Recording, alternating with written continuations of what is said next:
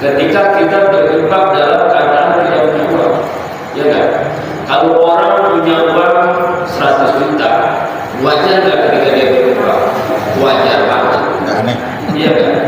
Orang punya uang 1 juta, ketika dia berinfak 100.000, 200.000, wajar nggak? Wajar banget.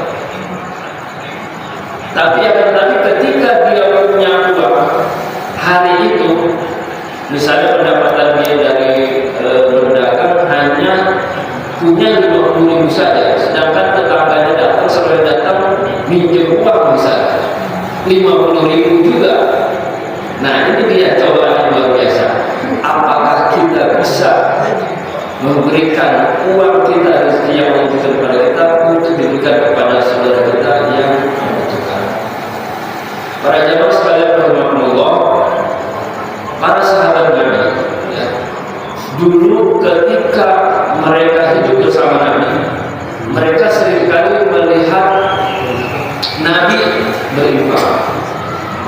Bahkan ketika Nabi sama sekali tidak punya apapun, Nabi sampai menjual jubahnya untuk diberikan kepada orang lain. Ketika istrinya ditanya, wahai istriku, ya, Siti Aisyah, adakah makanan di dalam? Kata beliau, tidak ada ya Rasulullah. Kalau begitu, ambillah jubahku dan berikan kepada pengemis tersebut. Ya. Lalu pengemis tersebut melelang jubah Nabi tersebut di pasar. Ya. Kalau yang dilelang jubah Nabi, kira-kira banyak nggak ya? Banyak. Jangan jangan kalau abang masih hidup, jubah abang dilelang, saya rasa perlu semua, ya enggak?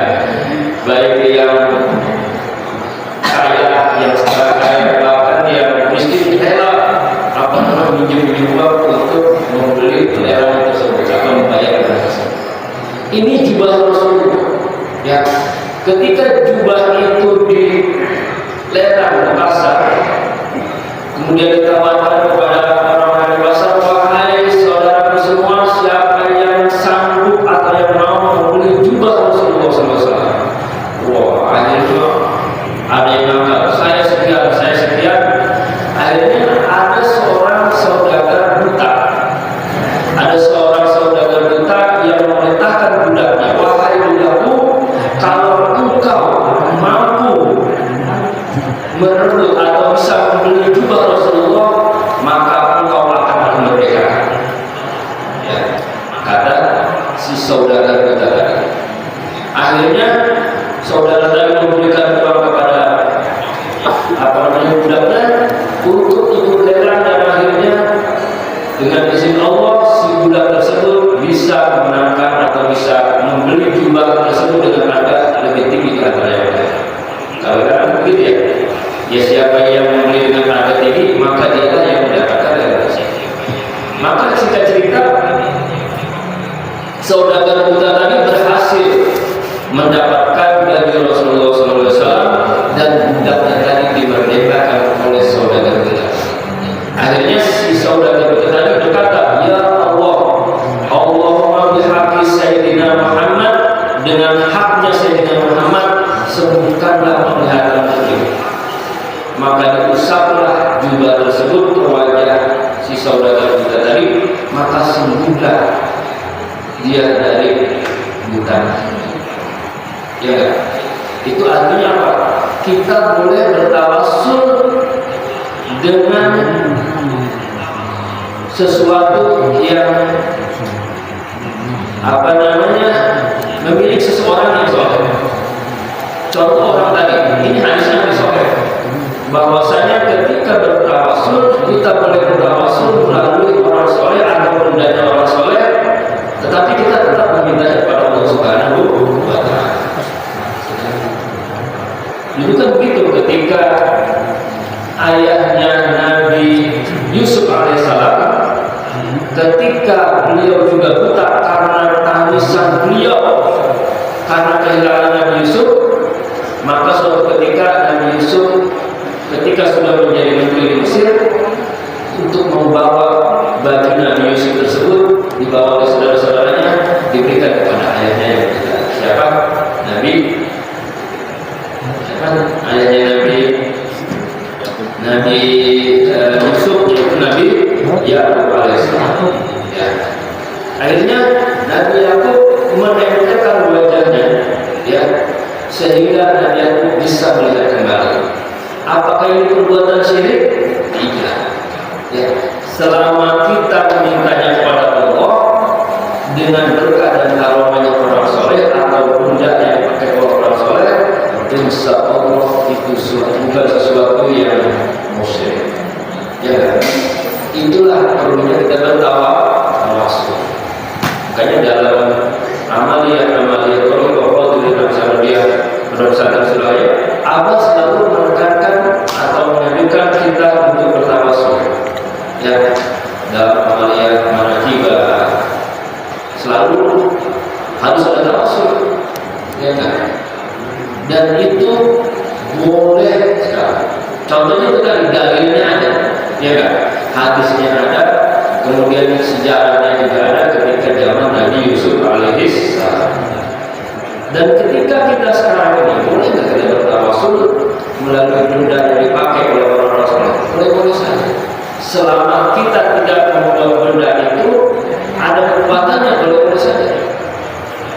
Misalnya kita punya kenang-kenangan tasbih dari guru kita, atau punya kenang-kenangan siwak dari guru kita umpama.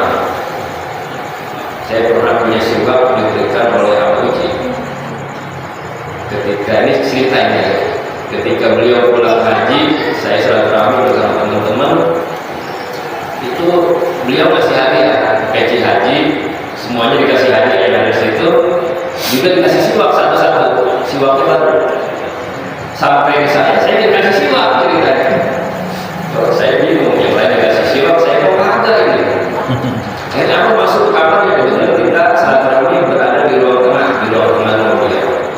Beliau masuk ke dalam, kemudian saya diberi siwak bekas. Ini baik, ini kenangan saya, siwak saya ketika saya kemarin haji. Selama ini saya pakai siwak itu, selama di Mekah dan Madinah. Yang lain melihat, saya diberi siwak besar, ada siwak bekas beliau pakai. Alhamdulillah sampai sekarang masih saya simpan, saya masuk. Ya. Dan kadang-kadang saya bertawasul juga. Ya, karena pernah saya dari pagi saya jadi selama beliau masih hidup, setiap malam Jumat dan Selasa.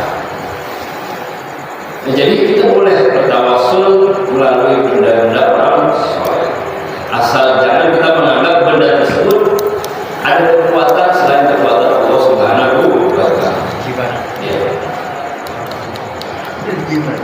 Iya, jangan sampai dijadikan jimat. Iya kan? Ada plastik dijadikan jimat, plastik ini ada kekuatan ini.